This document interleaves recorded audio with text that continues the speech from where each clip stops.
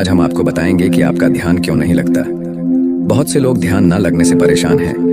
ध्यान लगाने वालों में से लगभग 95% लोग ध्यान न लगने से चिंतित हैं और सिर्फ 5% लोग ही ध्यान के अनुभव को प्राप्त कर पा रहे हैं। तो आज मैं आपको उन्हीं 5% लोगों में ले जाने वाला हूँ। भारत द्वारा दुनिया को दिए गए कुछ नायाब तोहफों में से ध्यान साधना भी एक है। ध्यान साधना एक अद्भुत विधि है जो हमारे संपूर्ण व्यक्तित्व को निखारती है। मन की एकाग्रता से आने वाली शांति को पाने का रास्ता ही ध्यान है और यही ध्यान अंत में समाधि की अवस्था में पहुंचाता है। ध्यान एक कठिन प्रक्रिया है, लेकिन क्रमबद्ध तरीके से करने पर यह बहुत सहज और सरल हो जाती है। अगर हम सीधा ध्यान लगाने का अभ्यास करेंगे तो यह असंभव है, क्योंकि ध्यान से पहले योग में कई क्रियाएं होती हैं। अभ्यास करना आवश्यक है।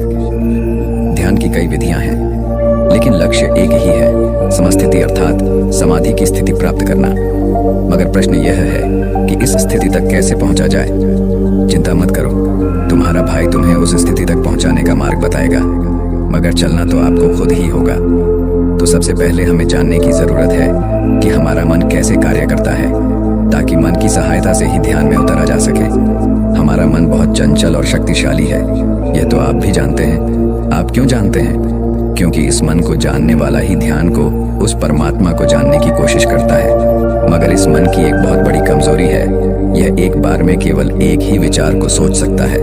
हालांकि यह प्रक्रिया इतनी तेज होती है कि कुछ ही क्षण में कई विचार आ जाते हैं और चले जाते हैं। एक ही विचार पर स्थिर होना ध्यान कहलाता है, जो बहुत मुश्किल है। जिसका मन जितना चंचल होगा, उसका ध्यान उतना ही कठिन होगा।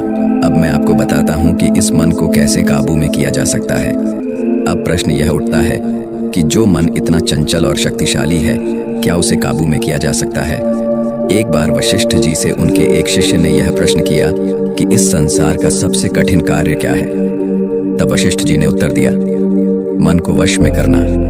वशिष्ठ जी ने कहा कि अगर कोई व्यक्ति कहता है कि मैंने सारे समुद्रों का जल पी लिया, सारी वनस्पतियों को खा लिया, पृथ्वी को अपने सिर पर उठा लिया, तो मैं इन सभी चीजों को एक बार निसंकोच मान भी लूंगा। मगर कोई यह कहे कि मैंने मन को संपूर्ण वश में कर लिया, तो यह मानने के लिए मुझे अवश्य ही संकोच रहेगा, क्योंकि बिना अभ्यास के मन को काबू में करना असंभव है। मन को काबू में करने के लिए बहुत ज्यादा अभ्यास की जरूरत है, और वह अभ्यास है ध्यान। ध्यान एकमात्र ऐसी साधना है जिससे मन को वश में किया जा सकता है। जब आप ध्यान में बैठेंगे और आपका मन इधर उधर भागने लगेगा, तो आप उसे बार बार खींच कर लाकर अपनी श्वास पर टिकाएंगे। फिर ऐसा ही बार बार ऐसा करने के बाद आपका मन शांत होने लगेगा और आपको ध्यान में सहयोग करेगा। मगर इतना कहने से नहीं होगा, इसके लिए और भी बहुत कुछ है। चलिए आगे चलते हैं। ध्यान कैसे करते हैं वह मैं अंत में बताऊंगा। पहले जानते हैं ध्यान क्यों नहीं लगता। क्योंकि आप में से बहुत से लोगों ने यही प्रश्न किया था मेरी पिछली वीडियो में, उसी के लिए मैंने यह वीडियो बनाई है। ध्यान का एक छोटा सा सूत्र है, अपने भीतर इतनी शांति के विचार की कोई तरंग भी ना उठे, कोई लहर ना हो, ऐसा सन्नाटा, ऐसा शून्य, जहां बस तुम हो और कुछ भी नहीं, जहां यह भाव भी ना हो कि मैं हूं। उसी क्षण यह सारा विश्व तुम्हारे ऊपर ईश्वर बनकर बरस पड़ता है। अब जो हम जिंदगी जी रहे हैं, वह टेक्नोलॉजी से भरे संसार में जी रहे हैं। टेक्नोलॉजी हमें हर सुविधा सेकंडों में देती है, तो हमारी आदत हो गई है हर चीज को तुरंत लेने की। हम जो भी काम करते हैं, उसके परिणाम भी हमें बहुत जल्दी चाहिए होते हैं, तो ध्यान करने में भी समय लगेगा।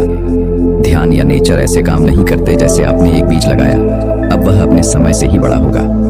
भले ही आप उसे कितना भी ज्यादा पानी डालें, वह बढ़ेगा अपने समय से ही। वैसे ही ध्यान को भी अपना समय लगेगा। आपका ध्यान बार बार भटकेगा, और ऐसा भी नहीं है कि अगर आज ध्यान एकत्रित हो गया तो जरूरी नहीं कि कल वैसा ही होगा। कल वापस से ध्यान भटक सकता है। तो प्रैक्टिस और पेशेंस जरूरी है। यह आपको लॉन्ग टर्म में हेल्प करेगा। वैसे तो ध्यान क्यों नहीं लगता, इसके ऊपर 4 से 5 घंटे की वीडियो आराम से बनती, मगर फिर आप उस वीडियो को पूरा नहीं देखते और वीडियो भी ज्यादा लोगों तक नहीं जा पाती। इसीलिए मैं जितना शॉर्ट में हो सके उतना बताने का प्रयास कर रहा हूँ। इसके बाद भी कुछ डॉट बच जाता है तो कमेंट करो, मैं रिप्लाई अवश्य करूंगा। अष्टांग योग में ध्यान 7वां अंग है। अष्टांग योग में ध्यान ये 7वां अंग क्यों है, इसके ऊपर कभी विचार किया है आपने? नहीं ना? तो मैं आज आपको बताऊंगा कि यह 7वां अंग क्यों है। जैसे कि मैंने पहले ही बताया था, ध्यान लगाने के लिए ध्यान से पहले योग में बहुत सारी क्रियाएं होती हैं। तो वही क्रियाएं अष्टांग योग की 6 क्रियाएं हैं, जिसके बाद 7वां ध्यान आता है।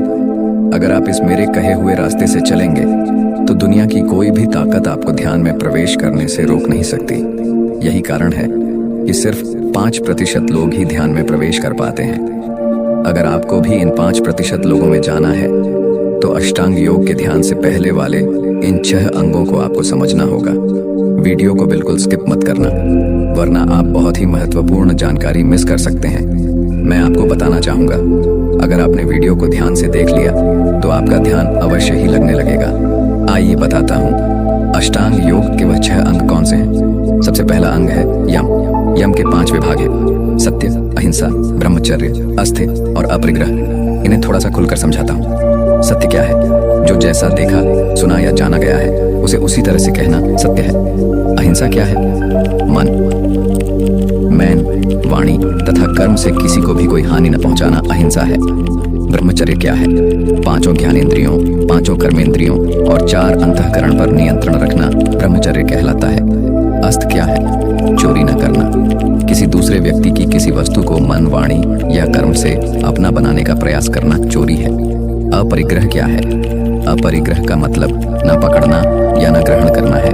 अपनी आवश्यकता से अधिक वस्तु और धन का संग्रह न करना ही अपरिग्रह है। यह तो हो गया यम के बारे में। मैं आपको यह यम नियम इसलिए बता रहा हूँ क्योंकि इन्हीं बातों की वजह से हमारा ध्यान नहीं लगता। यह ध्यान न लगने के कारण नहीं है, यह ध्यान लगाने वाले कारण है। क्योंकि हम और हमारा मन काम, क्रोध, लोभ, मोह, मद, मत्सर, अहंकार से ऊपर उठ नहीं पाते, तो हमारा मन भी शांत नहीं हो पाता, जिनकी वजह से हमारा ध्यान भी नहीं लगता। अष्टांग योग का दूसरा अंग है नियम। नियम में भी 5 विभाग हैं: शौच, तप, संतोष, स्वाध्याय तथा ईश्वर प्रणीति। शौच क्या है? बाह्य शुद्धि और आंतरिक शुद्धि। बाह्य शुद्धि में बाहर की वस्तुएं, बाहर का वातावरण, हमारा शरीर और रहन सहन आदि आते हैं। आंतरिक शुद्धि का अर्थ है अहंकार, ममता, राग, द्वेष, ईर्ष्या, भय आदि दुर्गुणों की जगह मैत्री, करुणा, नम्रता, सदाचार, मुदिता, उपेक्षा का पालन करना आंतरिक शुद्धि है। अब तप क्या है? मन और इंद्रियों के संयम रूप धर्म पालन करने के लिए कष्ट सहना तथा व्रत आदि का अनुष्ठान करते रहना ही तप कहलाता है। संतोष क्या है? सुख दुख, लाभ हानि, यश अपयश, सिद्धि असिद्धि, अनुकूलता प्रतिकूलता आदि के प्राप्त होने पर सदैव संतुष्ट, प्रसन्नचित रहना संतोष है। स्वाध्याय क्या है? जिस अध्ययन प्रक्रिया को दैनिक जीवन में अपनाने जब आप इन विधियों का पालन करेंगे तो ध्यान में प्रवेश करना आसान हो जाएगा। दोस्तों, वीडियो को यहीं समाप्त करते हैं। यदि वीडियो अच्छा लगा हो तो चैनल को सब्सक्राइब और वीडियो को लाइक जरूर करें।